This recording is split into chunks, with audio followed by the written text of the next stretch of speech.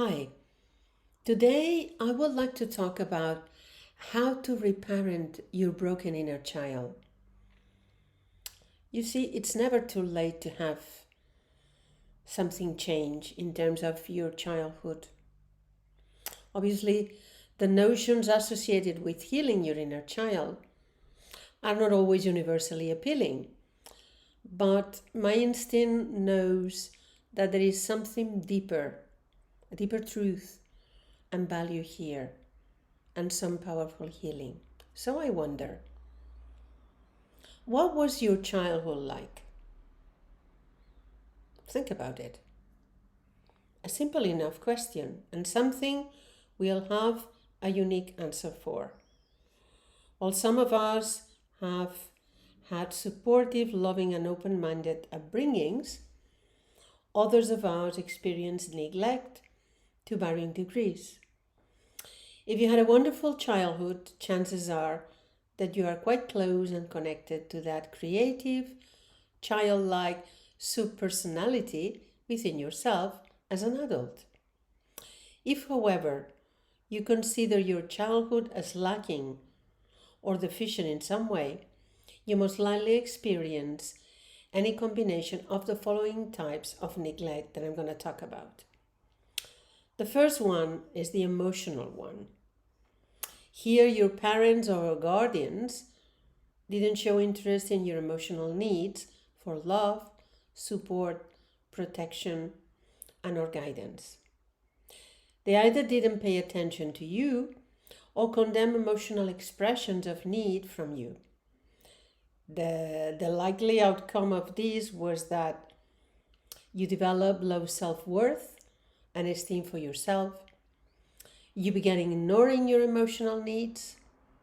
You learn to hide from, avoid, or repress your emotions as they were associated with feelings of neglect from your childhood.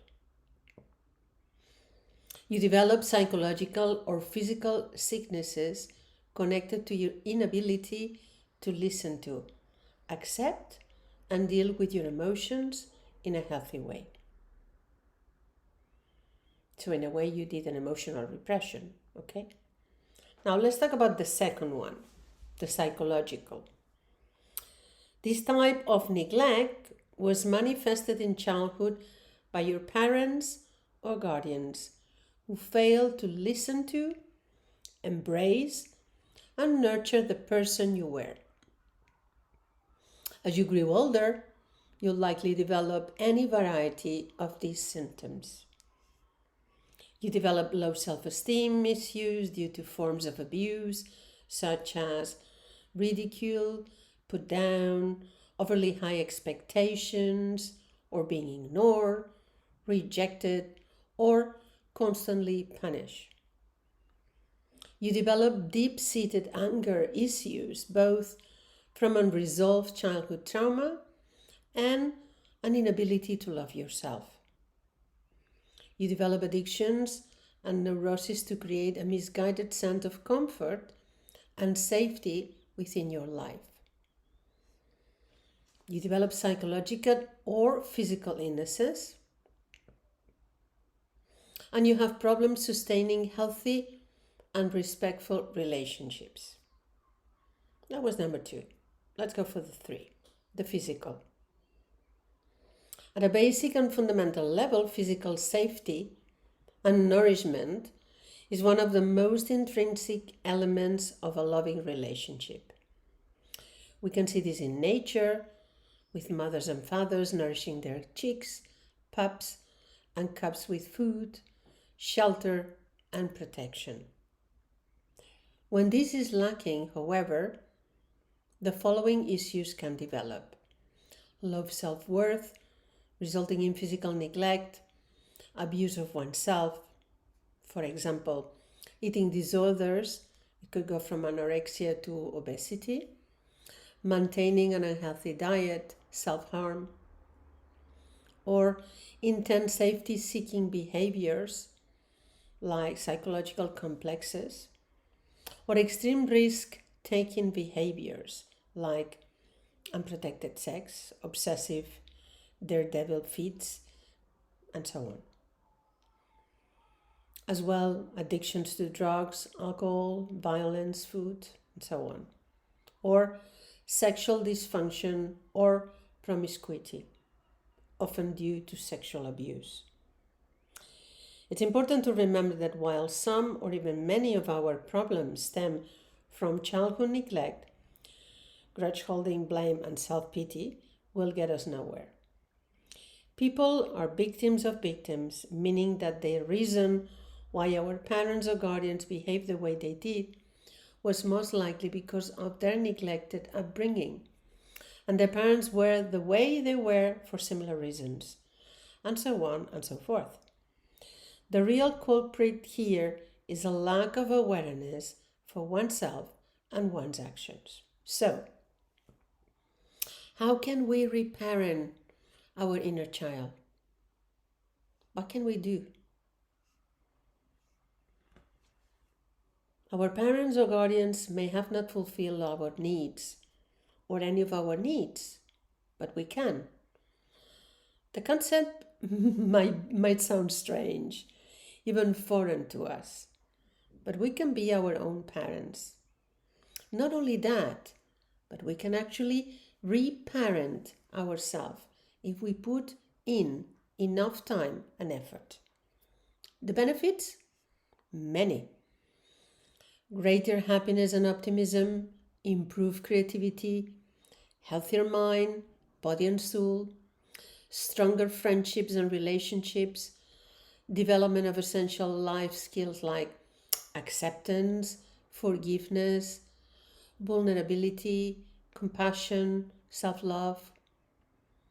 From what I have experienced, witnessed, and researched, the following steps I'm going to mention will help you to reconnect and reparent your inner child. The first one, be willing and open to make that connection. Hosting any doubt, hesitation, or cynicism will slow the process of healing that vulnerable, childlike side of yourself. 2. Think about what you were like as a child.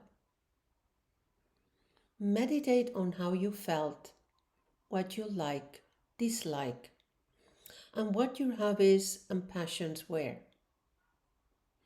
Gain a clear image of who your inner child is. Looking at old photographs can stimulate many memories, and in my experience, stirs a lot of emotion, so you may like to prepare yourself. Number 3, encourage your childlike self to come out and play. For example, try doing something you love as a child, like blowing bubbles or swinging on a set of swings, eating candy, playing with toy cars. I don't know, maybe you love painting and cutting things out. Number 4, introduce more playtime into your life. Be silly. Do something pointless and ridiculous just for the pure enjoyment of it.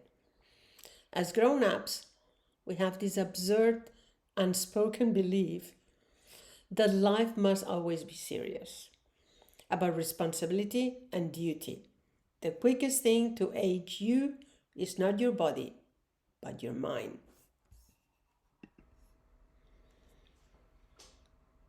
Number 5, explore why you have been so out of touch with your inner child. What was that it happened in your childhood or adolescent years that cut you off from that vulnerable, innocent, and playful side of yourself? How did your parents treat you as a child?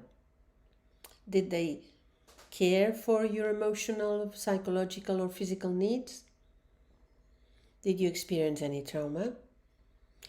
How do your thoughts, feelings, behaviors, and beliefs reflect what you experienced as a child? In order to better know yourself and the reasons why you have ended up in the place you are, it is essential to ask these tough questions. and seek for solid answers. Number 6, take steps to provide a safe, supportive, and nurturing life for yourself.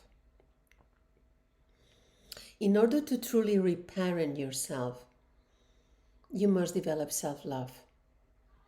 You must be able to see that you are intrinsically valuable, lovable, and worthy, and take steps to affirm that in your life. Such steps could include daily affirmations like I am worthy, I honor my inner child, I am safe, I am loved, I have freedom and happiness. Other steps could include changing negative habits and mindsets and replacing them with new ones. Treating and rewarding yourself, as well as developing mindfulness and awareness of your fundamental emotional, psychological, and physical needs. Although we may have suffered misfortune as a child, it is never too late to relive our childhoods and reconnect to that childlike side of yourself. When we take responsibility for our happiness in life, we have the power to heal ourselves and create greater holiness. This gift can never be taken away from us. So, take the first steps and let me know.